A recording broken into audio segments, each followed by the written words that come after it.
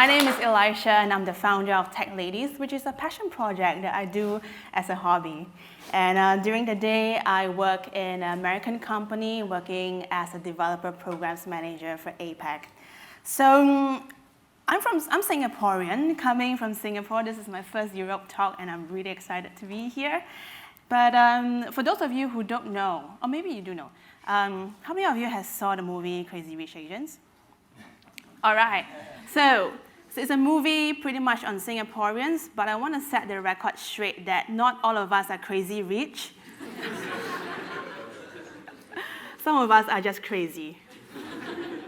So if you also don't know, Singapore used to be a British colony, so I learned to speak the British English, without the accent, but I learned British English growing up.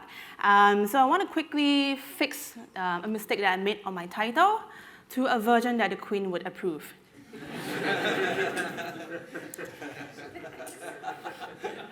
Thank you.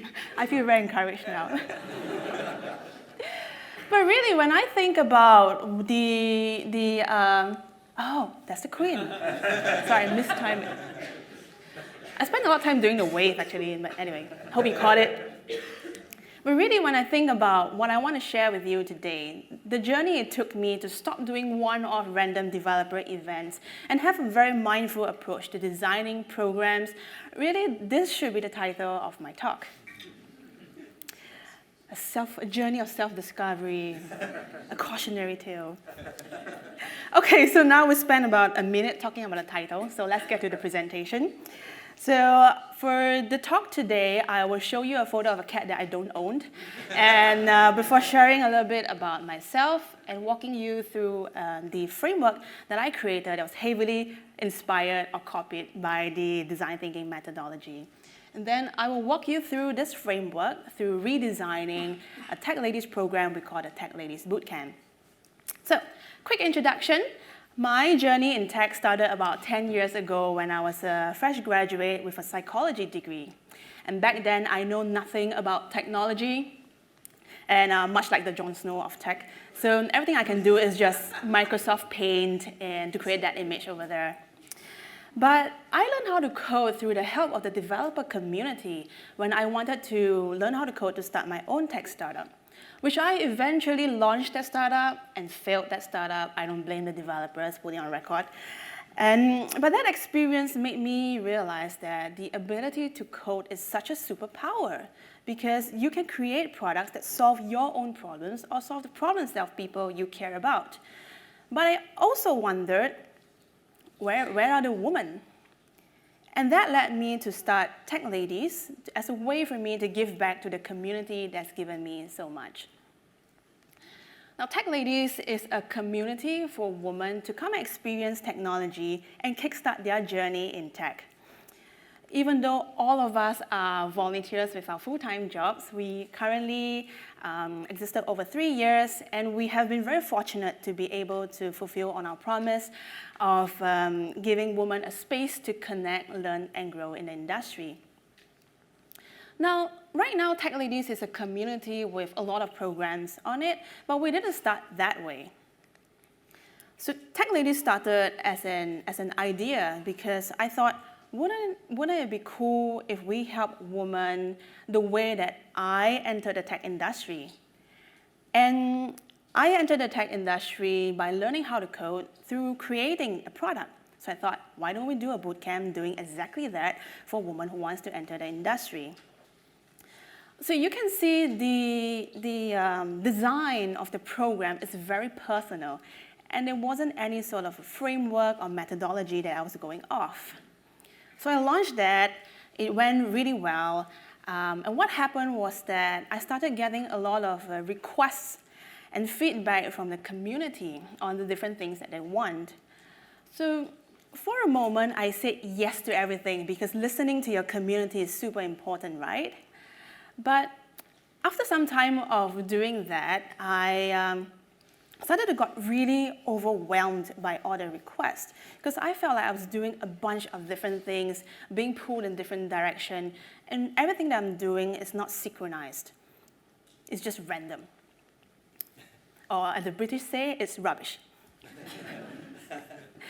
So I thought to myself, there's got to be a better way to design developer programs. There's got to be a way to think about how we want to contribute to our community in a way that preserves our sanity. So I look back at my experience to think about, perhaps there's any sort of inklings in my experiences that can help me move forward. So I have a psychology degree, it's rubbish, but I've also started a tech startup where I created a product from a need. And I thought, that's it. The product design thinking process is well defined. There are so many frameworks and methodology on how someone can create a product based on a user need.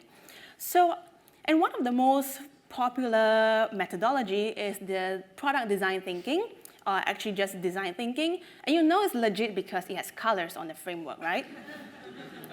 So what this design thinking framework brings you through is to integrate the needs of the users, understand the possibilities of technology, and the requirements of business needs to come to a solution that can meet all of that. So I thought, how can we use this, how can we copy this, and apply it to the program's world? And this is what I come up with. Again, you know it's legit because there's colors. And of course, a framework like this needs to have a very innovative and creative name, which I will call the program design thinking. Now you know it's super legit because there's animation. All the slides will be shared after, so you can take it easy. All right, so using this process has been really helpful for me to think about my work, because a mistake that I saw myself making, and also so many other people make, is to jump straight to ideation, straight to execution, because that's fun. Like going to conferences, throwing events, giving a bunch of developers swag is fun. But without a very mindful approach to understanding why we're doing this and what problem we're solving, it's very easy to be pulled in different direction like I was, or to create to come up with an idea that's so out of touch with the target audience and the local context. Like, for example, a developer that I worked with wanted to do an overnight hackathon for women. That idea itself is great, but without a context of the environment in which this idea was to be implemented, you cannot evaluate the idea, because that developer was based in a country where it's not appropriate for women to be outside overnight, much less with the presence of men. So that idea was not a good fit. So this process brings us through understanding the vision, like why are we doing this? Why do we exist?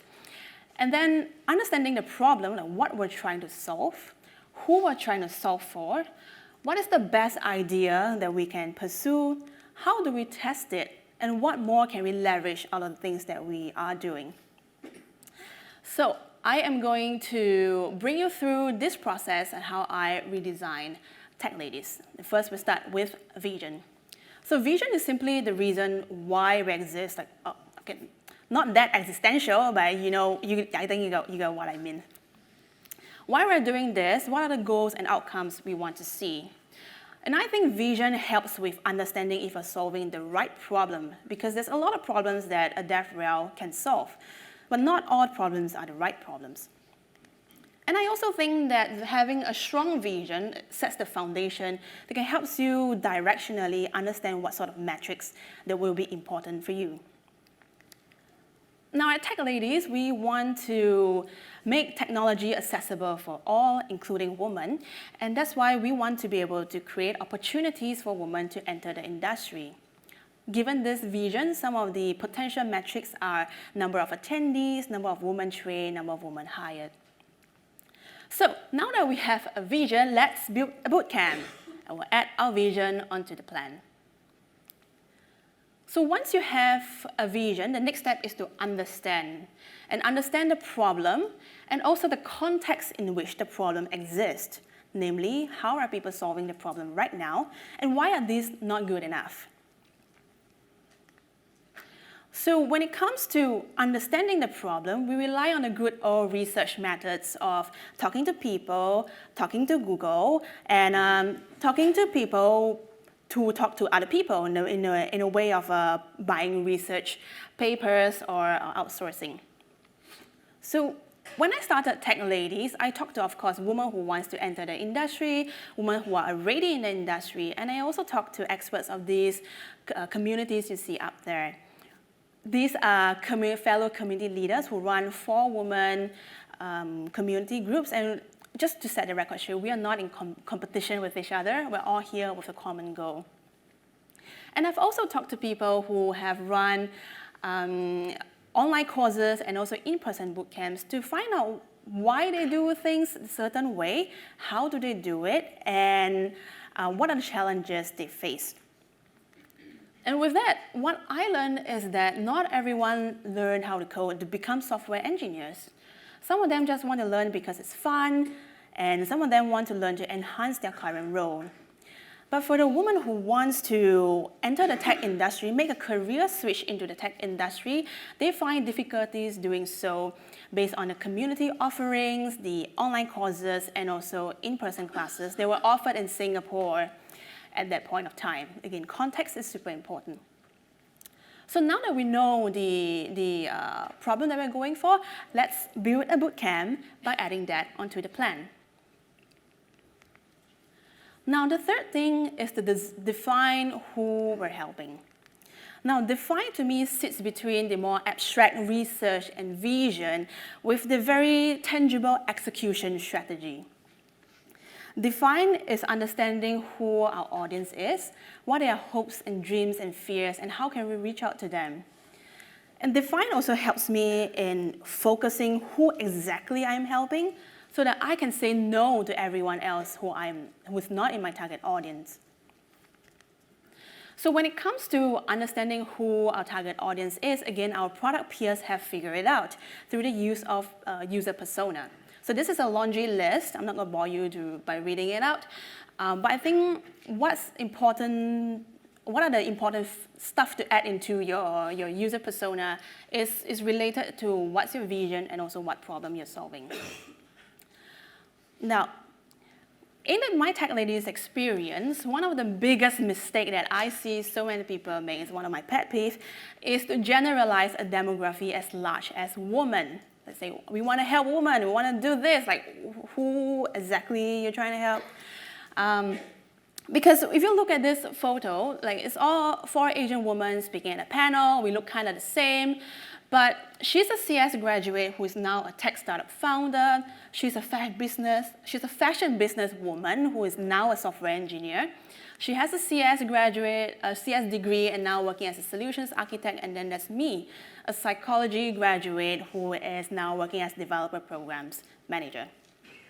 So each of these archetypes, we have our own challenges, our own aspirations, and we simply cannot be lumped into one persona called woman. So out of all the personas that I can help, I chose to focus on women who have missed the opportunity to be formally educated in computer science, but want to make the career switch into the tech industry. So now we know who we're trying to help. Let's build a bootcamp by adding that onto our plan. So we are halfway there through the building a bootcamp, and it is only now that we go to the fun part of ideation. Now, I'm pretty sure that ideation, everybody knows about ideation because that's the fun part. But at this stage, what you want to do is to find out what is the best idea to pursue given the constraints and the resources you have. And one thing I learned is to prioritize ideas with a short feedback loop. A feedback loop is a time taken to plan, execute, and learn from experience. So ideas with short feedback loop helps you learn more faster. A few ideation methods here, mainly around, everybody get a Post-it, do the ideas down with vote, or it could be a team collectively coming together to decide on one idea or multiple ideas. Now for TechLadies, because I came up with an idea and we were trying to refine the bootcamp, what I did was to talk to different people to help me refine the idea.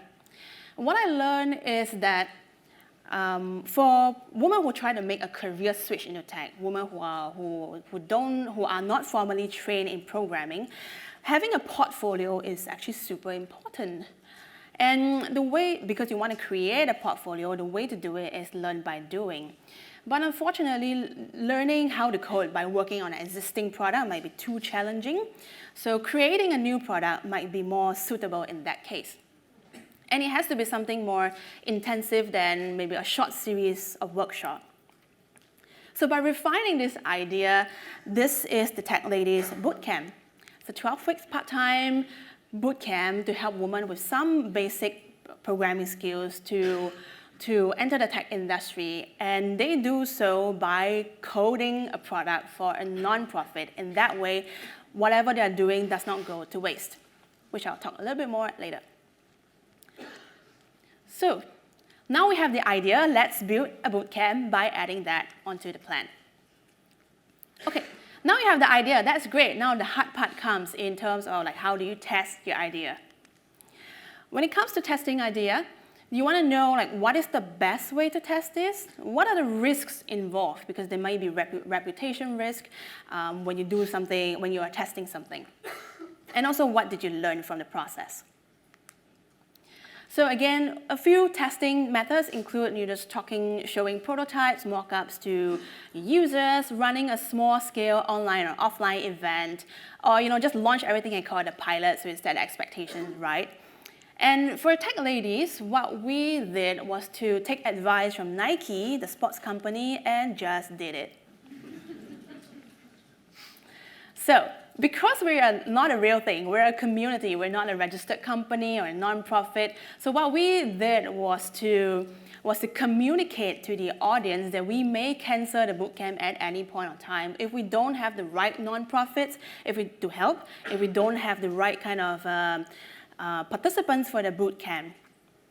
Very fortunately, we never had the issue of not having enough demand. We have run 4 bootcamps so far, and all of them has been oversubscribed. And through the experience, we have also helped 12 NGOs creating products such as a film submission app, adoption app, dog photo, I got that too. A classroom management app, as well as a donor management app. So these are pretty simple applications that replace paper and Excel and emails, and you'll be shocked to learn how much of in the nonprofit world, how many Jon Snows are there. Cool. And a few key lessons learned here is that it works. Right now, we have trained 36 women, of which only 1 dropped out. And 12 of them actually eventually make the career switch into junior roles or software engineering internship. And these are people who are completely non-technical, people such as who used to work as an air stewardess, a photographer, and even a gymnastic teacher. And what I think is our secret sauce is to have a clear objective, begin with an end goal in mind, having a product that people are working towards, and the structure around it to help people learn those skills to finish the product, as well as the type of volunteers that we look for, because these people are part of the community who can then open doors for the graduates of the bootcamp. The last thing is that there's so many people who want to volunteer their skills and time to help us. What they need is some direction and also things to do so that they can get started. Okay. Now that we have run the test, let's build a bootcamp by adding what we've learned over here. This TLDR. Okay, so the last step is something that I came up with because I feel that a lot of times people tend to just stop. Once they finish the test, they'll go back to ideation, so they refine the test continuously. But as the good old saying goes, but wait, there's more. I feel like by volume of laughter, not a lot of people are from marketing. Anyway, so leverage is simply to squeeze any ounce of impact out of things that you are already doing. What are some other goals that you can achieve? What are some of the momentum that you can create from the things that you are already doing? There's a few ways that we can think about this. So let's take, for example, a hackathon. Let's say you want to run a hackathon. So how, in order to leverage more out of the hackathon, you can think about from marketing perspective. Can you feature some of the hackathon participants as success stories, or have them to be part of content for your social media platforms? Can this product help drive your product adoption or product feedback? And can these products actually be done in a for good cause? So it's not something that you create for fun over the weekend and throw it away. And also, can you use this hackathon to identify who could be the future organizers of the hackathon? There's just so many things that you can squeeze out of one hackathon, and it's a pretty easy lift. So for TechLadies, what we did was the graduates have been such an amazing source of feedback on how we can improve and new ideas that we can try out. One of them have even helped us scale beyond Singapore. They also come back to contribute as organizers, speakers, and mentors to help inspire the next generation of female engineers. And because of their unique backgrounds, their story are also used and shared on our social media platform as content. And now that we know how we can leverage more of the bootcamp, let's build a bootcamp. And we are done. Woo!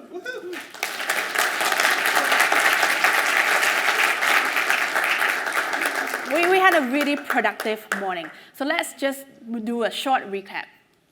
Now, the program design thinking, again, not just helped me to define my purpose, helped me gain clarity and stay focused. It also not just helped me innovate, but innovate mindfully, so that I know that whatever I'm doing makes sense. So quickly bring you through the process again. It starts with vision, understanding, knowing why you're doing something. Understand what problem you're solving and what context in which the problem exists. Defining who is the target audience. Finding the best idea. Testing the idea and leveraging it for more. It's through this process that helped me become a better organizer and helped me be a better leader that eventually we can create something that is super meaningful. And I want to close with a short story of Xing Tian. She was actually kicked out of a master's in chemistry, and she felt like her confidence was an all-time low because of that. But her friend picked an interest in technology, and she fell in love with that. Through TechLadies Bootcamp, she was able to learn the skills that she needed, and now she is a software engineer at a startup. She has also presented at the Red.Ruby conference in Singapore in front of the creator of the Ruby programming language. And I thought that's super, super cool. Yeah, she also helped us bring TechLadies to Malaysia. Cool. So with that, this is probably the slide you want to take a photo of, QR code that takes you straight to the slides. And yeah, I'm really happy to be here. I'll be here today and tomorrow, or you can find me online. I have some stickers to share, so please come talk to me. It's my first Europe conference. And let's build awesome developer programs together. Thank you.